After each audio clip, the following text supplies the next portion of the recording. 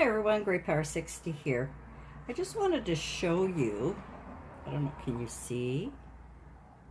There we go. I found out how to emboss, and here's a nice little ghost going through, acetate. And I thought this would be a really cool thing to use on my pocket letters. And I just love this little spooky. Now I didn't use a very dark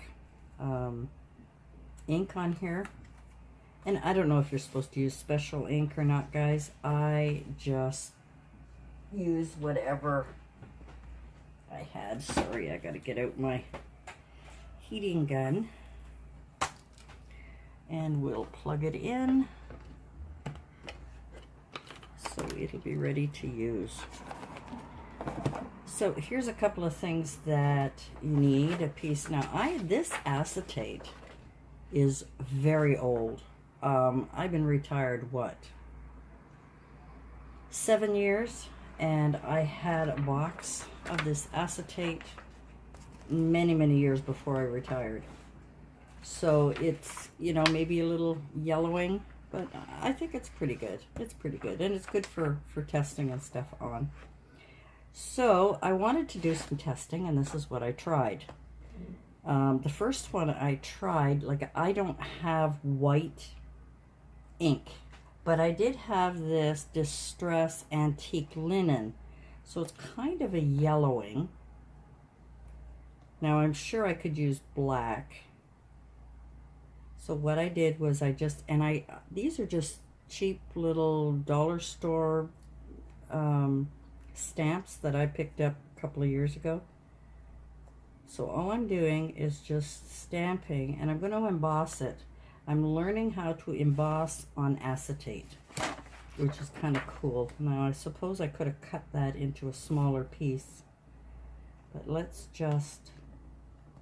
Now, acetate doesn't hold the ink as well as paper, so it sometimes gets a little messy or a little bumpy, but that's okay. So I have got, I don't know if you can barely see it there. Let's see if we can bring it into, can you see the little bit of, anyway. And then I have some clear embossing powder, and I just sprinkle it on. I didn't know I could use acetate. I mean, this is great if you want to embellish, you know, shakers, if any kind of shakers that you have. Now, if I'd cut the acetate, it would have been less trouble to get all of this off. And then I'm going to save. I still have some acetate on this while I was doing some testing. And get that all and put it back. Now, the one thing that I do, I don't know how you guys do it, and I don't know whether it's because this acetate is old or electric or whatever. I use a brush to just kind of go around and take off the little extras, that's the embossing powder that kind of hangs around. And although sometimes it's okay to have a little bit extra, but basically that's all I'm doing, is just taking this brush and getting some of the embossing powder off. Just seems to make more of a mess, actually. But, you know, it worked well a minute ago. Now I'm going to leave it with the little extras there. Now the trick, apparently, we'll close this up, is to make sure that your heating gun, now I have a cheap one here. It's just a heating gun, and it's a craft tool. So now what I'm going to do is run my heating gun on it. Now, The trick was that if your acetate starts to fold or crinkle or warp a little bit, to just move your heating gun away for a minute. And I don't know if you can see that or not. Beautiful. It works well. Now my puppy is under me and I wanted to put my heating gun down, so I usually put it on the floor. Well, let's cut this out so you can. So it's not very dark, but can you see? There we go. Maybe we can. And that will make a cute little background for anything that you want to do. So the other thing I tried, let's try this one with a darker black here, and I think I will cut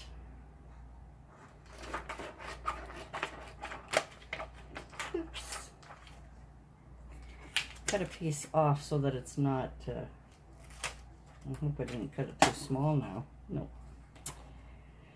All right, so the next one I'm going to try is Spooky. I'm going to use black, and hopefully this black will be better than the last one that I tried. The last one was more of a charcoal. So I just want to get it nice and full of ink.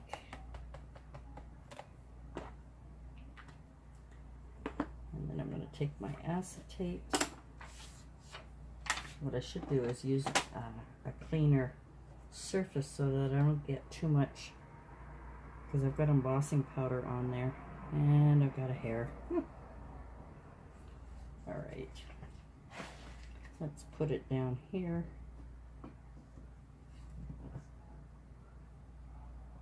And let it sit long enough just to dry a little bit. I'm just putting a little bit of pressure, and we'll see how that turns out. Okay, and I gotta be careful to lift it straight up. And here is my word Spooky. Still not very black, but that's okay.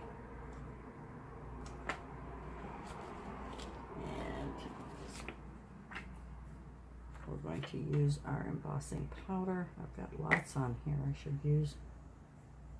I'll put it back in the jar.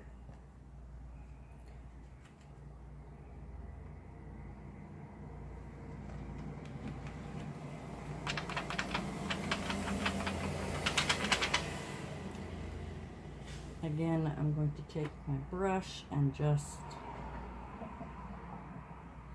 take off some of the excess. It's still going to leave some, but that's okay.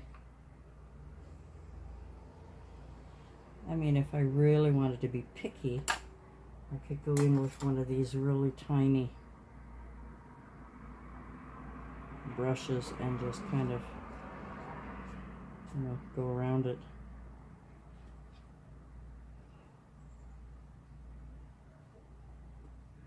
But I think that's fine. I think that's fine. So the other tip was to make sure that your heating gun, if you've got the other kind, this goes directly hot. I mean, as soon as it goes on, it's really hot. And I don't usually leave it in one spot right away. Ooh, it's getting hot in the fingers.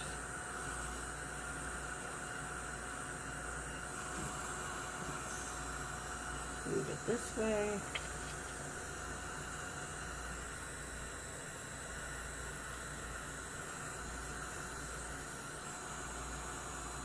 If it starts to curl,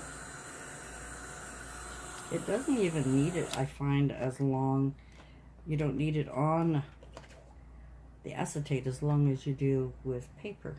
And there is Spooky, and Spooky's been embossed. I hope you can see how that kind of bubbles up. These are just cute little techniques, but I love it because I can use those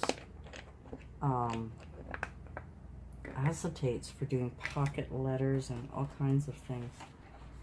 Let me get this embossing powder back in the jar. And I'm going to get rid of this because it's all dirty. And that is what I can use. I'm doing pocket letters, and I thought I would use those somehow. I don't know yet, but you know, isn't that cute? So you can put Spooky there. You won't be able to see. You won't be able to see him on here. But I've also got my pumpkins.